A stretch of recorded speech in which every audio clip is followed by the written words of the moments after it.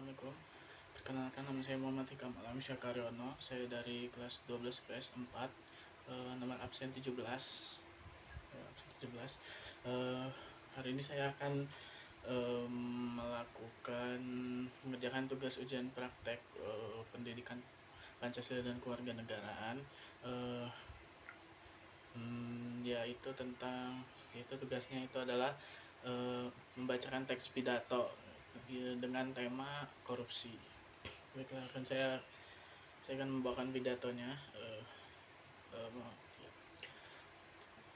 Assalamualaikum warahmatullahi wabarakatuh. Yang terhormat Ibu Erni selaku guru penguji ujian praktek pendidikan Pancasila dan Kewarganegaraan serta para hadirin yang saya banggakan. Pada kesempatan yang berbahagia ini, marilah kita panjatkan puji dan syukur atas kehadirat Allah Subhanahu wa Ta'ala, karena nikmat dan karunia-Nya lah kita bisa berkumpul di tempat dengan keadaan sehat walafiat. Hadirin yang saya hormati, pada kesempatan kali ini izinkan saya untuk membawakan pidato tentang memberantas korupsi yang makin merajalela di negeri ini. Hadirin sekalian, apa yang langsung terlintas di pikiran para hadirin semua jika saya mengatakan korupsi? Ya tentunya ya menjurus pada hal-hal yang negatif ya.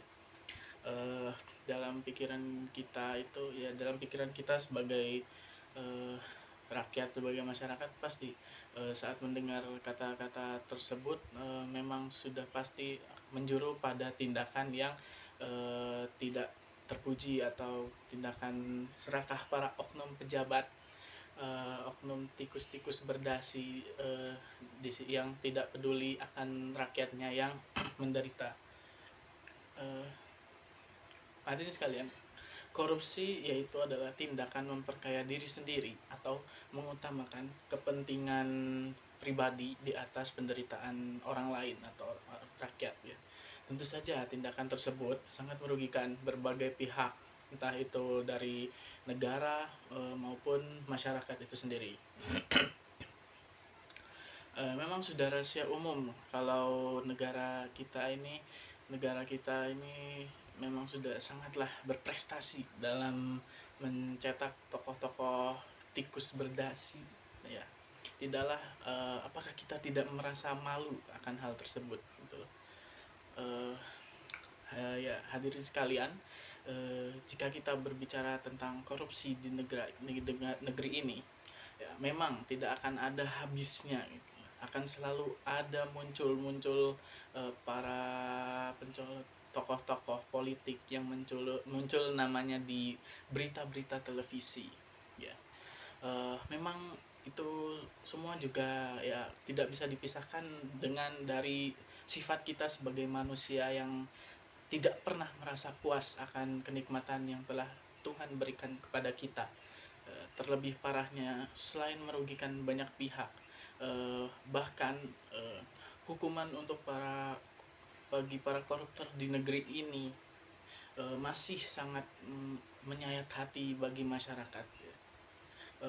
Banyak sekali para koruptor yang tertangkap, tetapi dengan hukuman yang tidak sepadan akan tindakan yang telah dilakukan ke belakangnya ya.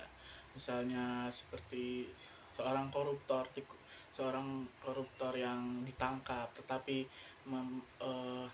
dengan hukuman yang tidak sepadan, seperti misalnya hanya hukuman ringan.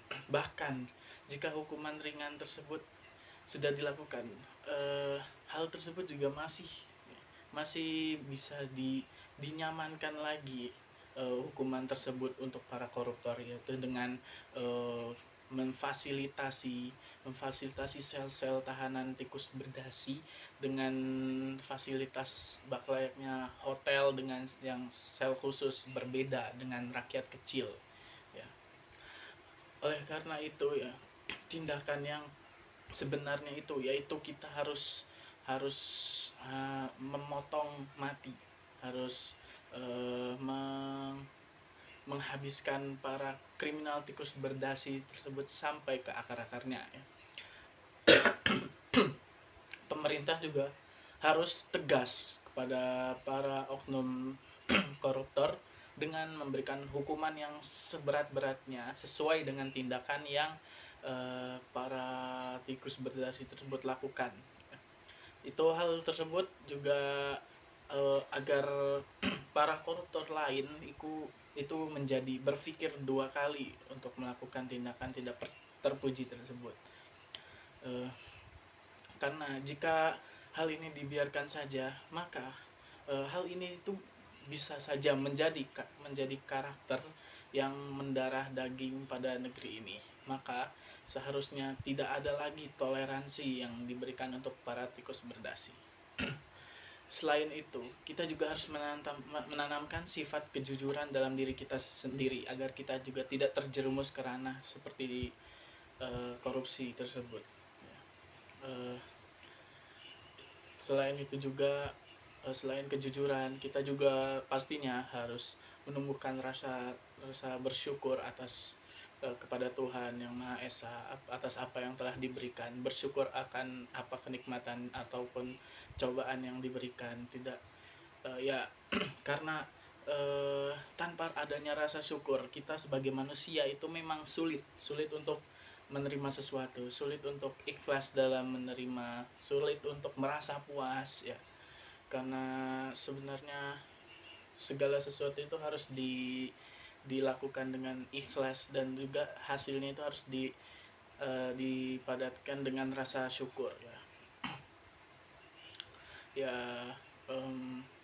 karena sebenarnya itu para oknum koruptor, oknum-oknum tikus berdasi yang melakukan korupsi itu juga bukanlah orang yang sangat-sangat kesulitan gitu, melainkan mereka sudah, bahkan mereka mungkin hidup dengan lebih layak daripada kita sendiri ya.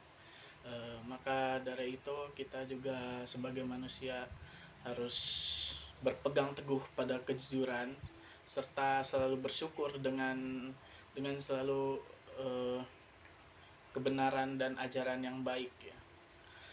Selalu mengintrospeksi diri agar kita juga tidak terjerumus ke dalam lubang jahanam tersebut ya. Baiklah, semoga kita selalu berada di jalan yang benar dan memperjuangkan hal yang benar ya.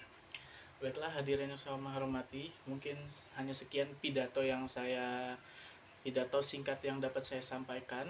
Mohon maaf bila ada kesalahan dalam pengucapan kata-kata ataupun ada kata-kata yang